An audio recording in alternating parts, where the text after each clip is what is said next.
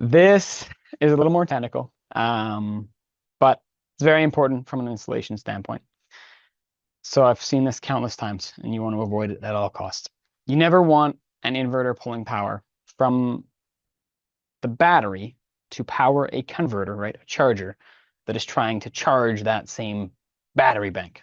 So what that looks like in practice is you have you're off grid, customers off grid, their inverter's turned on, they're running their RV, everything seems great, and in the background, that inverter is powering their converter, which is then in turn trying to charge the batteries, and we have a loop, right? So inverter feeding converter, inverters pulling from the batteries, converters feeding that power back into the batteries.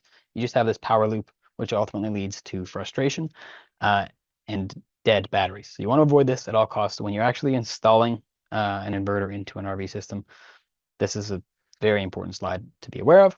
So in here, if we're looking at our connections, right, this is our converter, our charger. You want to make sure, if you're using like a separate transfer switch, right, from an inverter, that the charger is connected to the points inside that transfer switch that only receive power when the generator or the shoreline is connected. So it's going to might be a little tough to understand this right away. If you actually take some time and look at this, maybe after the presentation, it'll hopefully click. So if we look at this, shore power, generator power, right, it comes in on this line here. So we have going to these contacts right here, and we have a line going over to these contacts here. And we look at our inverter coming in, and it's only going to these two contacts right here. We want our converter to only receive power when the inverter, or sorry, when the shore power or generator power is present, not when the inverter is on. So we wire a converter to the same contacts as shore/generator power.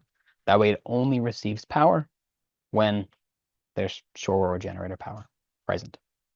That doesn't make any, I totally understand that, but it doesn't make sense. So check out our website. There's more resources on there that kind of go into more detail exactly on what this is. Just something to watch out for. You always want to make sure that your charger in an RV is only powered by shore or generator, not by an inverter. That just leads to despair from the user's standpoint.